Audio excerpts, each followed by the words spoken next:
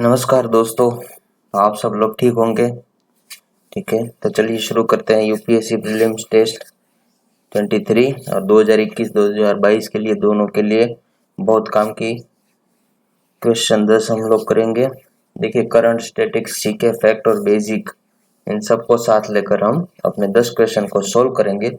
ये आपको लगता होगा कि ये 10 क्वेश्चन है, पर ये 10 नहीं है, ये 10 से कहीं ज़्यादा हो जाते, क्योंकि आप एक एक ऑप्शन को ढूंढ ढूंढ कर उसको एकदम अलग कर देते हैं और उसमें से क्वेश्चन बनाते हैं, पूरा डीपली एनालिसिस करते हैं, तो वो क्वेश्चन आपसे एक से बढ़कर 3 से 4 5 हो जाता है। ठीक है, तो आप 10 नहीं मतलब 40 से 50 क्वेश्चन कर रहे हैं, इतना आप पढ़ लेते हैं। ठीक है, और ज़्यादा प्रीलिम्स का रिजल्ट आ गया है, देखिए परसों, तो जिनका क्लियर हुआ है उसको मेंस के लिए अपनी तैयारी शुरू कर देनी चाहिए, और जिसका नहीं हुआ है वो अभी से पढ़ना शुरू कर दे और अपनी स्ट्रेटजी में बदलाव करे।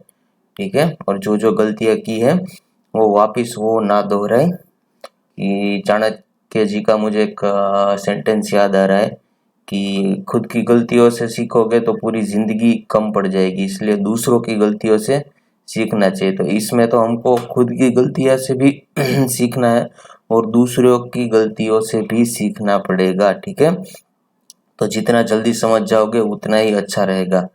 ठीक है, तो चलिए शुरू करते हैं। चैनल को लाइक कीजिए, शेयर सबसे ज़्यादा कीजिए, सब्सक्राइब कीजिए और कमेंट भी कीजिए आपको अच्छा लगे तो। पहला क्वेश्चन देखते हैं। देखिए, संयुक्त राष्ट्र मानवाधिकार परिषद यानी कि यूएनएचआरसी के संदर्भ में निम्नलिखित कथनों में से कौन सा कथन सही है, ये पूछा गया है। किसके बारे में पूछा गया है? यूएनएचआरसी यानी कि United nation human right council. ठीक है, देखिए पहला क्या है कि यह मानवाधिकार उल्लंघन की दशा में विशेषज्ञ जांच की देखरेख करता है। दूसरा क्या है कि इसका मुख्यालय जिनेवा स्विट्जरलैंड में है और इस परिषद में कोई भी देश एक सीट पर लगातार अधिकतम 2 बार निर्वाचित हो सकता है। ठीक है, और चौथा क्या है? उपयोग सभी, यानी कि तीनों के तीनों कथन सही है। तो बताए कौन सा कथन सही है? देखिए आंसर देख लेते हैं। देखिए तीनों के तीनों कथन सही है। आइए अब क्या है पूरा देख लेते हैं। देखिए हाल ही में United nation human right council ने उसमें पाकिस्तान और नेपाल को पुनः निर्वाचित हुए हैं, यानी कि पाकिस्तान और नेपाल पुनः निर्वाचित हुए हैं।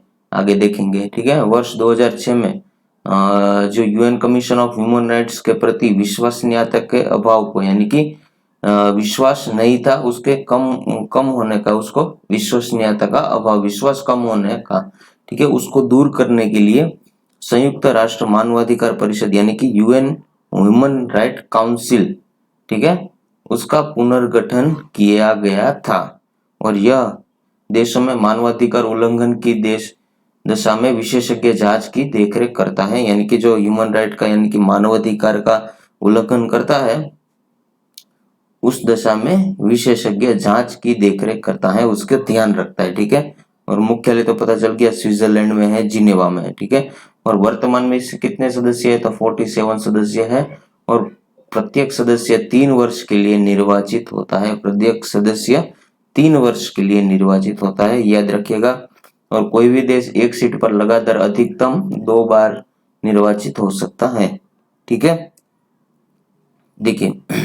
देखिए addresses of important thematic human rights issues such as, यानी कि इश्यू कौन कौन से?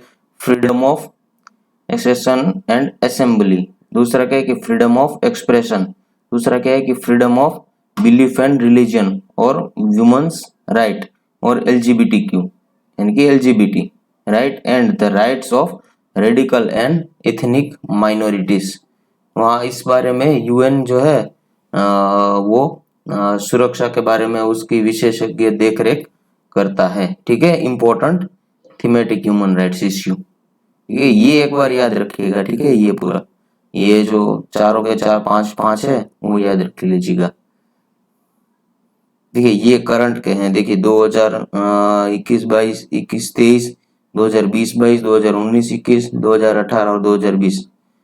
देखिए अपना जो है वो कहाँ है? देखिए ये हम एशिया पैसिफिक स्टेट्स में है।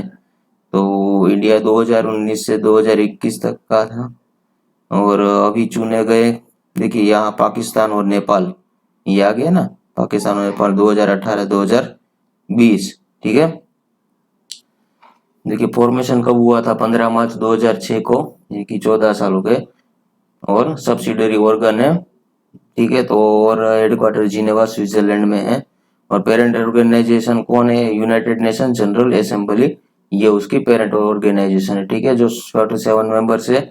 और अफ्रीकन स्टेट से 13, एशिया पैसिफिक स्टेट से 13, फिर ईस्टर्न यूरोपियन स्टेट है, ईस्ट में यूरोप स्टेट, उसके 6, फिर लैटिन अमेरिका और कैरेबियन स्टेट्स के 8, और western European and other states के 7 सदस्य होते हैं, ठीक है। तो ऐसे कुल मिलाकर 47 सदस्य बन जाते हैं। देखिए स्लिनेक्स के बारे में पूछा गया, स्लिनेक्स 20 के संदर्भ में निम्नलिखित कथनों पर विचार कीजिए। तो यह भारतीय नौसेना और मालदीव नौसेना का वार्षिक समुद्री अभ्यास है। दूसरा क्या है कि वर्ष 2005 में पहला स्लिनेक्स आयोजित किया गया था। तो बताइए कौन सा कथन सही नहीं है, ये पूछा गया। सही है नहीं, कौन सा कथन सही नहीं है, केवल एक, केवल दो, एक और दो, नहीं एक और नहीं दो। ध्यान से पढ़िएगा। देखिए ये है इसका आंसर, यानी कि पहला कथन गलत है, दूसरा सही है। तो आइए देखते हैं। देखिए स्लिनेक्स भारत में इनका भारतीय नौसेना और श्रीलंका की नौसेना के मध्य होने वाला वार्षिक समुद्री अभ्यास है, ठीक है। भारत मालदीव नहीं, भारत श्रीलंका, ठीक है, और वो भी नौसेना, ठीक है, समुद्री अभ्यास है। 19 से 21 अक्टूबर 2020 तक त्रिंकोमाली श्रीलंका के तट पर इसका 8वां संस्करण आयोजित किया, और 2005 में पहला स्लिनेक्स आयोजित किया गया था, ठीक है, ये 8वां संस्करण था, और 2005 में पहला स्लिनेक्स आयोजित किया गया था। देखिए ये है, क्या था, 2020 तक त्रिंकोमाली, ठीक है, श्रीलंका के तट पर, ये रहा देखिए त्रिंकोमाली, ठीक है, और ये रहा पूरा श्रीलंका। और यहाँ से ऊपर देखिए ये हो गया इंडिया, और यहाँ बीच में देखिए रामेश्वरम सेतु पुल पूरा जोड़ता है, ठीक है, तो ये याद रखिएगा। ये तमिलनाडु हो गया तिरुवंतली, ये कैपिटल रही श्रीलंका की कोलंबो। आइए अब नेक्स्ट क्वेश्चन देखते हैं। देखिए रखाइन प्रांत के बारे में पूछा गया 2021 में या 22 में 100% एक क्वेश्चन आने की शक्यता है, तो एक बार याद रख लीजिएगा, ठीक है, रखाइन प्रांत के बारे में। देखिए रखाइन प्रांत के संदर्भ में निम्नलिखित कथनों पर विचार कीजिए। देखिए यह बांग्लादेश के उत्तर पश्चिम छोर पर एक बसा प्रांत है। दूसरा क्या है कि इसकी राजधानी सितवे है। तो उपयुक्त में से कौन सा कथन सही है, यह पूछा गया है।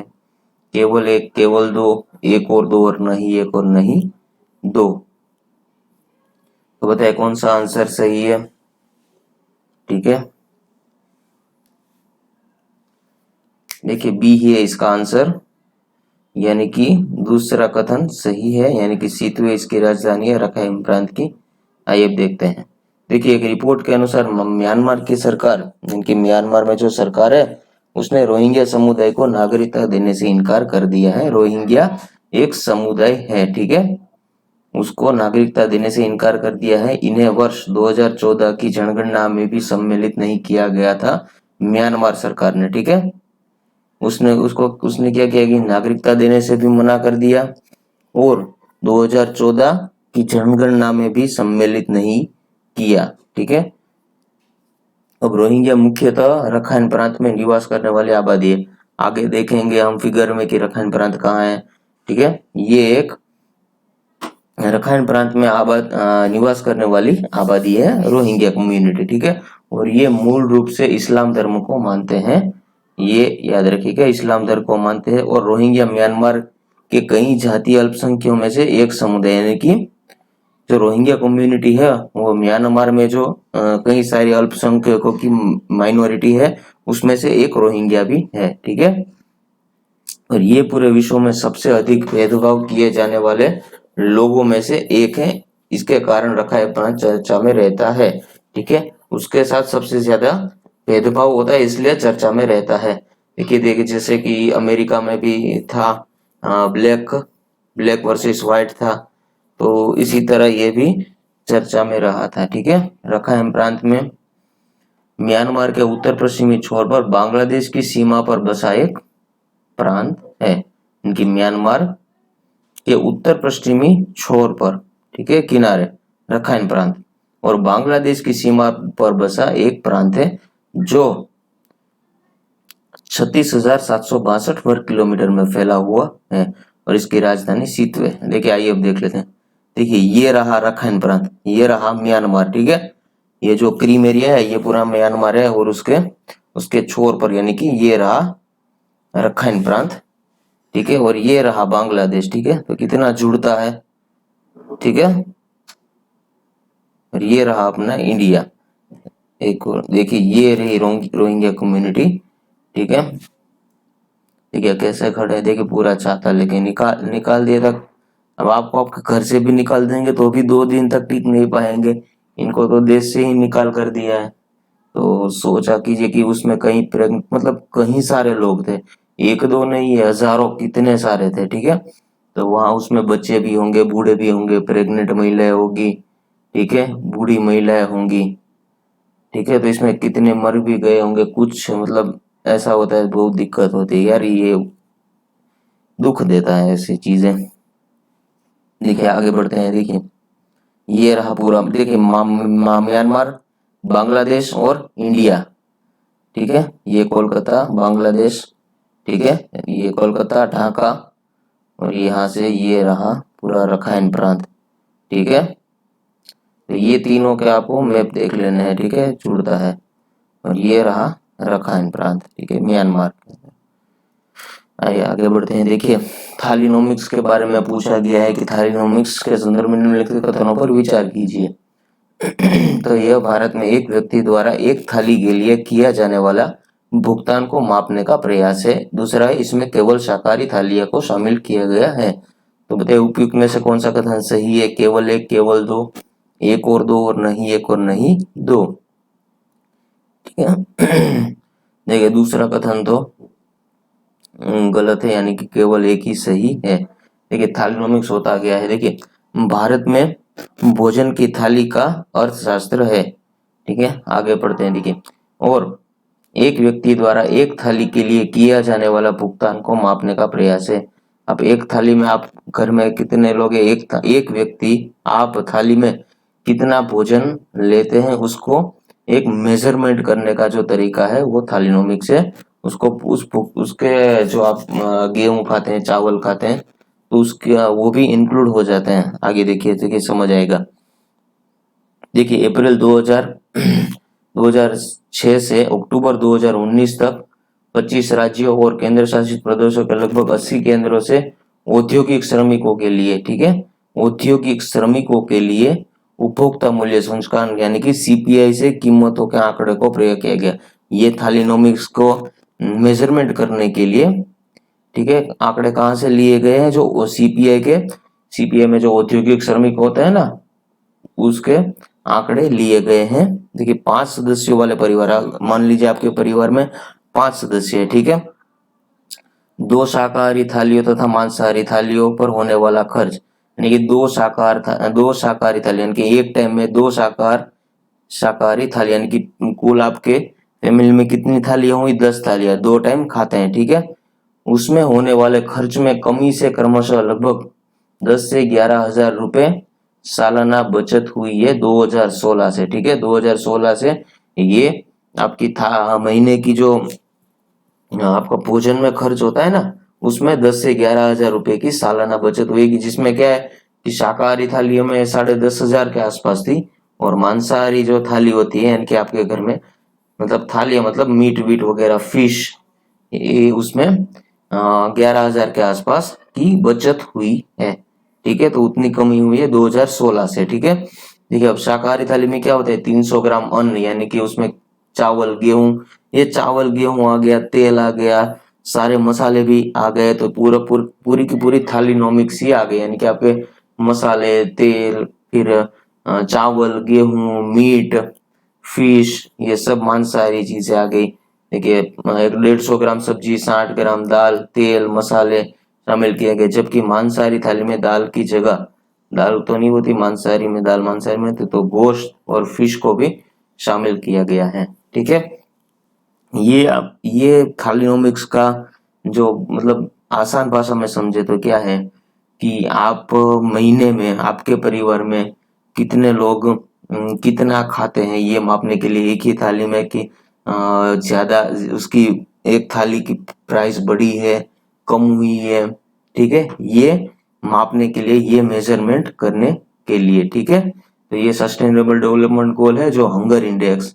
ठीक है, तो उससे रिलेटेड करके भी आंसर बन जाना चाहिए। ठीक है, तो इसको ध्यान में रखते हुए भी थालीनोमिक का यूज किया है। ठीक है, और इसके आंकड़े कहाँ से लिए गए हैं तो सीपीआई औद्योगिक श्रमिक, ठीक है, उससे लिए गए हैं। ठीक है, आगे देखिए हाल ही में पहले से अगर आपको ये थालीनोमिक्स समझ नहीं आया है कमेंट बॉक्स में एक बार बोल दीजिएगा, तो उसके लिए एक अलग से स्पेशल लेक्चर में बना दूंगा। ठीक है, देखिए हाल ही में देश में पहली मल्टी मॉडल लॉजिस्टिक पार्क की स्थापना किस राज्य में की जा रही है तो केरल, गुजरात, असम और चार लद्दाख। अगर आपको कुछ समझ भी ना आए तो भी कमेंट बॉक्स में उसके बारे में लिख लेगा कि सर ये समझ नहीं आया, तो मैं उसके लिए स्पेशल लेक्चर या फिर ये लेक्चर के बीच में ही समझा दूंगा। ठीक है, तो चिंता मत कीजिएगा। तो इसका आंसर है क्या है कि देश का पहला मल्टी मॉडल लॉजिस्टिक पार्क कहाँ स्थापित किया जा रहा है। देखिए ऐसे क्वेश्चन है शायद यूपीएससी में तो आज आई थिंक 60% बन जाते हैं, पर पीसीएस में ऐसे क्वेश्चन ज्यादातर अब पूछे जा रहे हैं। ठीक है, आपकी क्लास 1 से लेकर क्लास 3 तक, ठीक है, ऐसे क्वेश्चन पूछे जा रहे हैं। ठीक है, तो इसका आंसर है असम। ठीक है, असम, असम में देश की पहली मल्टी मॉडल लॉजिस्टिक पार्क। पहले तो ये पता नहीं होगा कि ये पार्क है तो क्या है, ये पेड़ वेड़ वगैरह, हाँ, बगीचा बगीचा तो नहीं बना, ऐसा नहीं है। देखिए भारत सरकार के महत्वाकांक्षी जो भारतमाला परियोजना है ना, आगे वो भी पढ़ेंगे। देखिए इसलिए बोलता हूँ डीपली एनालिसिस हम कैसे करते हैं कि भारतमाला परियोजना ये हमारे लिए इम्पोर्टेंट हो जाता है। ठीक है, ये भारतमाला परियोजना क्या है। ठीक है, इसमें तो आ गया कि भारतमाला परियोजना, पर ये परियोजना है क्या, ठीक है, इसके बारे में भी हम जानेंगे। इसलिए हम बोलते हैं ना कि ये अंदर पूरे अंदर घुस जाएंगे उस क्वेश्चन में। ठीक है, देखिए इसमें क्या है कि हवाई, सड़क, रेल, जलमार्ग संपर्क की सुविधा प्रदान की जाएगी। तो ये पार्क, ये multi multi modal logistic park का अर्थ क्या है कि हवाई, सड़क, रेल और जलमार्ग संपर्क की सुविधा प्रदान की जाएगी। ठीक है, देखिए ये है पूरा असम का, देखिए मल्टी मॉडल प्रोजेक्ट है ना, वो है। देखिए बोला ना भारतमाला, देखिए भारतमाला क्या है, देखिए इसके अंतर्गत आर्थिक कॉरिडोर यानी कि economic corridor, feeder corridor, inter corridor, राष्ट्रीय नेशनल कॉरिडोर, जो तटवर्ती सड़कें हैं, बंदरगाह है, संपर्क सड़क आदि का निर्माण किया जाएगा। सड़कें सड़कें सड़कें, ठीक है, भारतमाला परियोजना। ठीक है, अब इस कार्यक्रम की अवधि 2017 से 18 से वर्ष 2022 तक, यानी कि 2017 से 2022 तक का चरण है, जिसमें पहले चरण एक में, यानी कि चरण एक शायद आई थिंक 2017 से 18, चरण एक में 34,800 किलोमीटर सड़क का निर्माण जिसमें शामिल है। फिर ये याद रख लीजिए, इस इतने आंकड़े नहीं याद रखना है। ठीक है, आंकड़े इतने जरूरी, बाकी ये कब याद रहेंगे आंकड़े 5,000 9,000। ठीक है, तो सिर्फ इतना, राष्ट्रीय कॉरिडोर, इकोनॉमिकली कॉरिडोर, ठीक है, इंटर कॉरिडोर, तटवर्ती सड़कें, बंदरगाह, बंदरगाह से संपर्क सड़कें, ठीक है, हरित क्षेत्र एक्सप्रेस, ठीक है, अधूरे सड़क निर्माण कार्य। तो ये पूरा का पूरा मामला भारतमाला परियोजना के अंतर्गत है। ठीक है, आंकड़े मत याद रखिएगा कभी। ठीक है, ये याद रखिएगा तो वो जो फैक्ट है वो भी भूल जाएंगे। ठीक है, देखिए इस परियोजना के तहत निर्माण कार्य करने वाली मुख्य एजेंसियों में देखिए राष्ट्रीय राजमार्ग, ये भारतीय राष्ट्रीय राजमार्ग, दूसरा है राष्ट्रीय राजमार्ग और औद्योगिक विकास निगम तथा लोक निर्माण विभाग है। तो ये याद रखिएगा। ठीक है, मुख्य एजेंसी निर्माण करने वाली कौन सी, इसमें क्या है, लाभ क्या मिलेगा कि पूरे देश में सड़क संपर्क में सुधार होगा।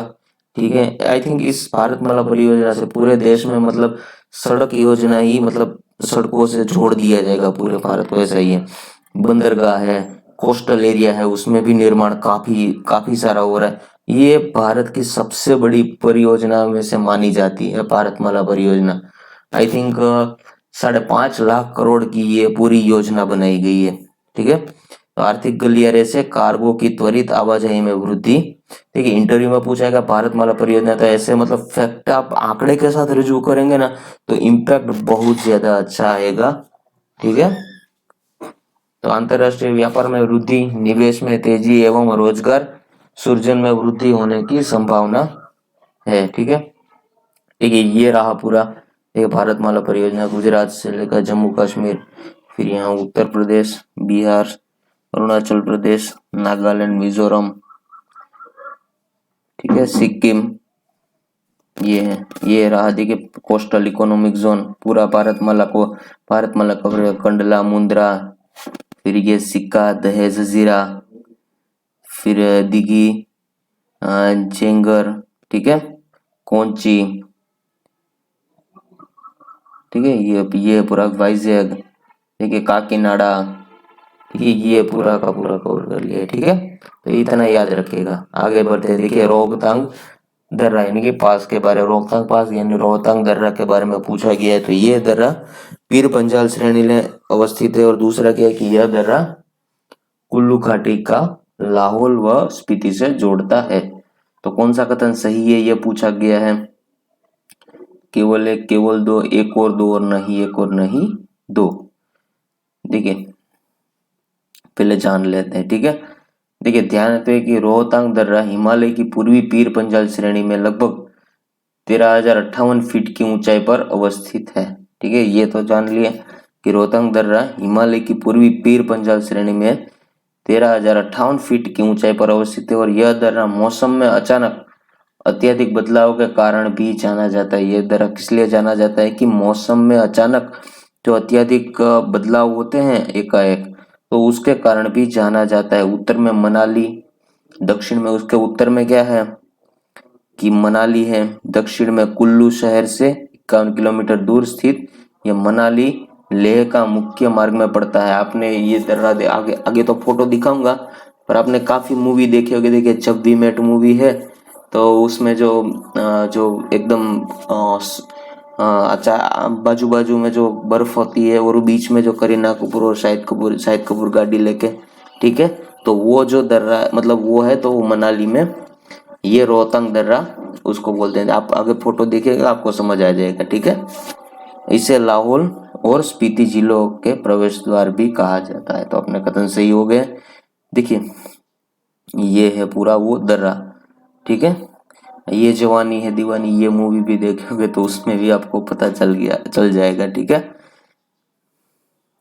देखिए ये रहा अपना रोहतांग पास। ठीक है, यहाँ पर इसके साउथ में, अरे सॉरी, इसके पूर्व में बालारचा ला, ठीक है, और नीचे मनाली, ठीक है, हिमाचल प्रदेश, फिर यहाँ से यहाँ चंडीगढ़, ये पंजाब।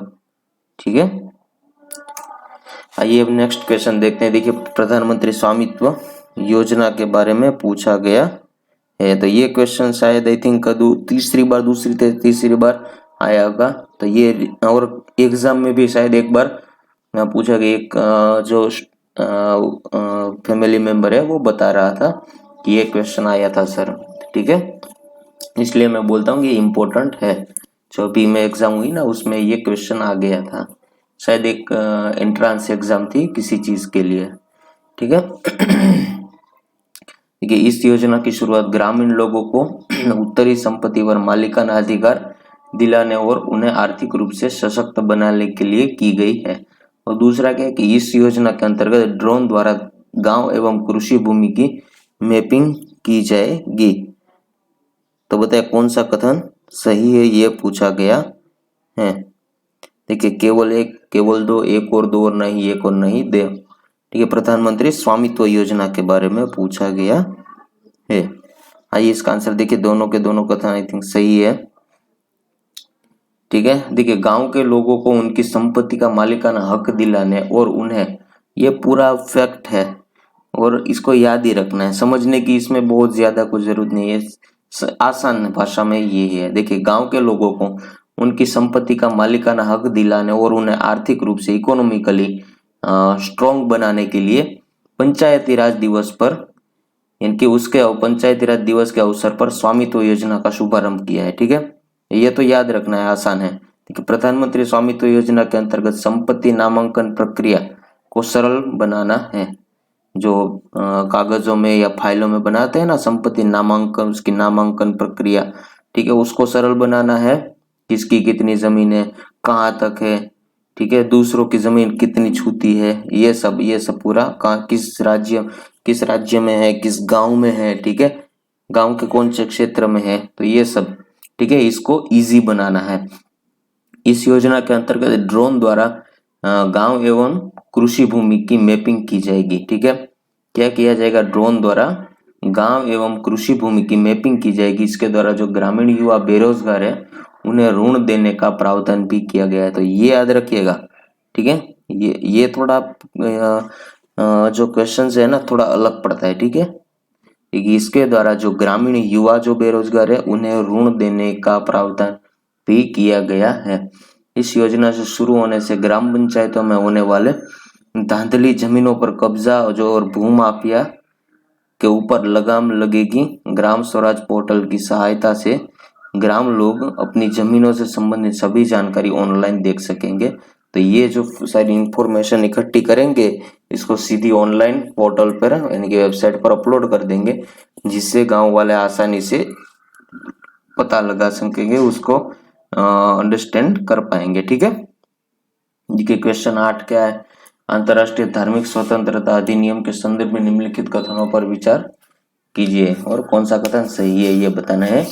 कि विदेशों में जो धार्मिक स्वतंत्रता के उल्लंघन के संदर्भ में अमेरिका द्वारा व्यक्त चिंताओं का विवरण है। और दूसरा क्या है कि अंतर्राष्ट्रीय धार्मिक स्वतंत्रता आयोग, ठीक है, एक सलाहकार और एक परामर्शीय निकाय है जो अंतर्राष्ट्रीय धार्मिक स्वतंत्रता से संबंधित मुद्दों पर अमेरिकी कांग्रेस और प्रशासन को सलाह देता है। ठीक है, तो बताए कौन सा आंसर सही है। 1 2 1 और 2 नहीं, 1 और नहीं 2, तो बताए कौन सा आंसर सही होगा, सोचिए थोड़ा।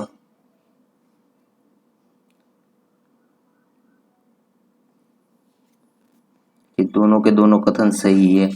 ठीक है, ये 2020 की अमेरिकी राष्ट्रीय धार्मिक स्वतंत्रता आयोग है, उसकी वार्षिक रिपोर्ट में भारत को टियर 2 में रखा गया है, अर्थात कंट्रीज ऑफ पर्टिकुलर कंसर्न की श्रेणी में सूचीबद्ध किया गया है। और दूसरा क्या है कि अंतर्राष्ट्रीय धार्मिक स्वतंत्रता अधिनियम विदेशों में धार्मिक स्वतंत्रता के उल्लंघन के संदर्भ में अमेरिका द्वारा व्यक्त चिंताओं का विवरण है। ठीक है, ये अमेरिकी धार्मिक स्वतंत्रता अधिनियम है, वो जो विदेशों में धार्मिक स्वतंत्रता के उल्लंघन के संदर्भ में, विदेशों में जो धार्मिक स्वतंत्रता है उसके उल्लंघन के संदर्भ में अमेरिका द्वारा जो व्यक्त चिंताओं का ये एक पूरा विवरण है। ठीक है, इस अधिनियम 1998 105वीं अमेरिकी कांग्रेस द्वारा पारित किया गया था। ठीक है, और ये एक सलाहकार और परामर्शीय निकाय है। ठीक है, और जो ये याद रखिएगा, ठीक है, सलाहकार और परामर्शीय निकाय है जो अंतर्राष्ट्रीय धार्मिक स्वतंत्रता संबंधित मुद्दों पर अमेरिकी कांग्रेस और प्रशासन को ये सलाह देता है। ठीक है, तो इतना कुछ मतलब इसमें के बारे में डूब मत जाइएगा, ये इतना ठीक है, इतना थोड़ा 1 से 2 बार पढ़ लीजिएगा। ठीक है, और बेसिक पढ़ लीजिएगा कि ये काम क्या करता है। ठीक है, और कहाँ पर, यानी कि देखिए किस परामर्शीय सलाहकार निकाय है जो अंतर्राष्ट्रीय धार्मिक स्वतंत्रता से संबंधित जो मुद्दे होते हैं। ठीक है, देखिए अब जैसे कि जम्मू कश्मीर के मुद्दे पर भी इन लोगों ने भारत को कुछ कहा था। ठीक है, तो अमेरिकी कांग्रेस और प्रशासन को ये सलाह देता है। ठीक है, तो इतना याद रखिएगा, बहुत ज्यादा इसमें डीप में जाने की जरूरत नहीं है। ठीक है, देखिए 9वां क्वेश्चन क्या है, तिरुपति के लड्डू, कांगड़ा पेंटिंग, गोरखपुर टेराकोटा, कश्मीर पश्मीना और मणिपुर के काले कच्चे चावल। ठीक है, तो इनमें से भौगोलिक संकेतों में से कौन सा युग्म सही है ये पूछा गया है। ठीक है, सही कौन सा है, 1 और 2 3 और 5, 1 2 4 और 1 2 3 4 5। ठीक है, तो थोड़ा सोच के जवाब दीजिएगा।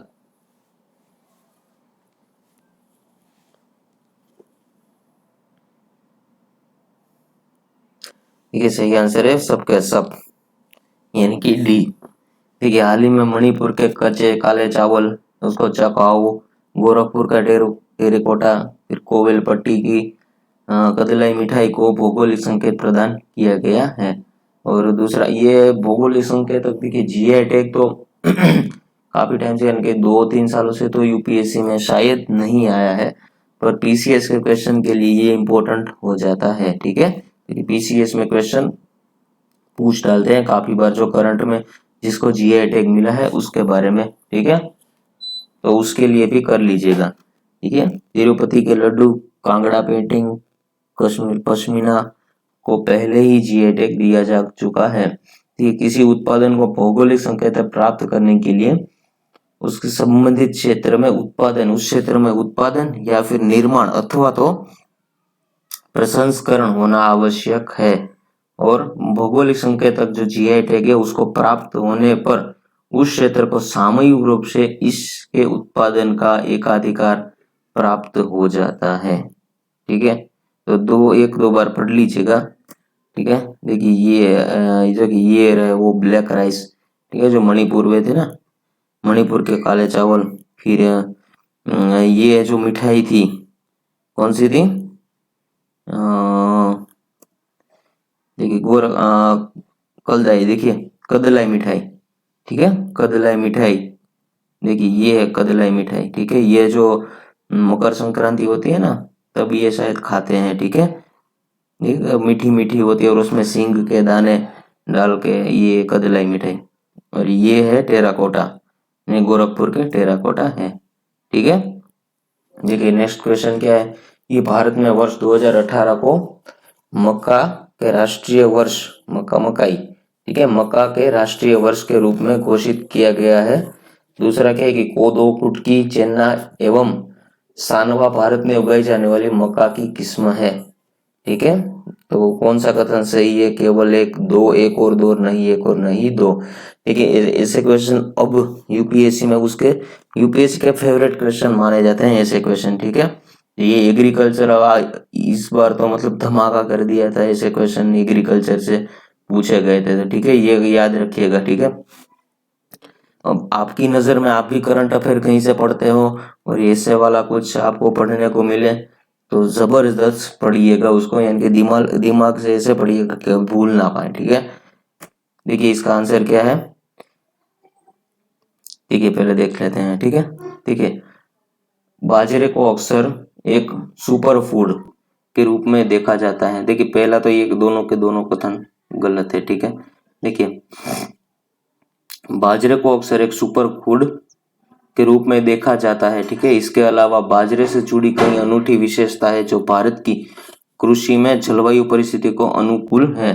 बाजरा अपने यहाँ भरपूर होता है और इसके लिए हमारी क्लाइमेट यानी कि जलवायु जो है वो बहुत अनुकूल है बाजरे के लिए। इसे एक प्रमुख फसल के रूप में संदर्भित करती है। इन सब कारकों के परिप्रेक्ष्य में वर्ष 2018 को पहले ही बाजरे के राष्ट्रीय वर्ष के रूप में घोषित किया जा चुका है तथा साथ ही भारत वर्ष 2023 को बाजरे का अंतर्राष्ट्रीय वर्ष के रूप में घोषित करने का आह्वान किया है। तो पहला कथन सही नहीं है। ठीक है, जो मकाई है उसकी जगह बाजरा है। ठीक है, आइए देखिए इसके साथ ही भारत में जैव आनुवांशिक, ठीक है, जीन मॉडिफिकेशन, ठीक है, आते हैं ना, उसके तौर पर विविध और देशज किस्मों के रूप में छोटे बाजारों की विभिन्न किस्मों जैसे कोदो, कुटकी, चीना और सानवा को प्रचुर मात्रा में उगाया जाता है। ठीक है, ये पूरा फैक्ट है, तो ये 3 बार पढ़ लीजिएगा। ठीक है, 3 बार आसानी से पढ़ लीजिएगा, याद रह जाएगा। ठीक है, ये जो है इसमें कोदो, कुटकी, चना, सानवा भारत में उगाई जाने वाली बाजरा की किस्में हैं, ना कि मक्का की किस्में हैं। ठीक है, देखिए नेक्स्ट क्वेश्चन, देखिए हिस्ट्री का क्वेश्चन 11वां क्वेश्चन डाल दिया है। ठीक है, देखिए मोहम्मदन एंग्लो ओरिएंटल कॉलेज की स्थापना वर्ष 1877 में की गई। दूसरा है वर्ष 1864 में साइंटिफिक सोसाइटी की स्थापना सर सैयद अहमद खान है उसके द्वारा की गई थी। तो केवल एक, केवल दो, एक और दो, और नहीं एक और नहीं दो। ठीक है, तो कौन सा कथन सही है यह पूछा गया है।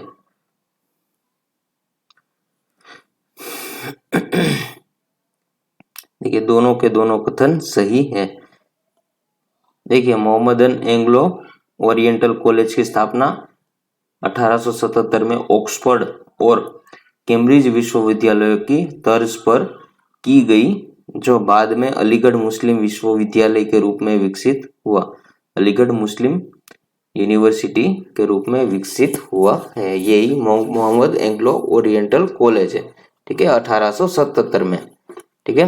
और दूसरा क्या है कि सर सैयद द्वारा 1864 में अलीगढ़ में जो पश्चिमी कार्यों का भारतीय भाषाओं में अनुवाद करने, ठीक है, पश्चिम में जो काम होते हैं उसको भारतीय भाषाओं में अनुवाद करने के लिए मुस्लिमों को पश्चिमी शिक्षा को अपनाने तथा मुस्लिमों के बीच वैज्ञानिक मनोभाव को विकसित करने के लिए साइंटिफिक सोसाइटी की स्थापना की गई थी। किसके द्वारा? सर सैयद अहमद खान, ठीक है, ये सर सैयद द्वारा 1864 में अलीगढ़ में, ठीक है। जो पश्चिम में जो काम काज होते हैं वो इंग्लिश मीडियम में होते हैं, ठीक है, मतलब लैंग्वेज उसकी इंग्लिश होती है, तो इसको भारतीय भाषा में अनुवाद करने और मुस्लिमों को जो वेस्टर्न कल्चर, वेस्टर्न एजुकेशन है उसको अपनाने तथा मुस्लिमों के बीच वैज्ञानिक मनोभाव को विकसित करने के लिए साइंटिफिक सोसाइटी की स्थापना की गई थी, ठीक है। तो बस यहीं तक है आज का सफर, मिलते हैं कल। लाइक कीजिए, शेयर कीजिए, सब्सक्राइब कीजिए, और आपको कोई भी टॉपिक इसमें समझ नहीं आया होगा आज के 11 क्वेश्चन में तो वो मुझे कमेंट बॉक्स में लिख लीजिएगा, ठीक है, मैं आपको समझा दूंगा, ठीक है। और पसंद आया तो लाइक कीजिए और ज़्यादा से ज़्यादा शेयर कीजिए, ठीक है, फैमिली को और ज़्यादा बड़ा बनाना है, ठीक है। तो मिलते हैं कल इसी टाइम। जय हिंद, जय भारत।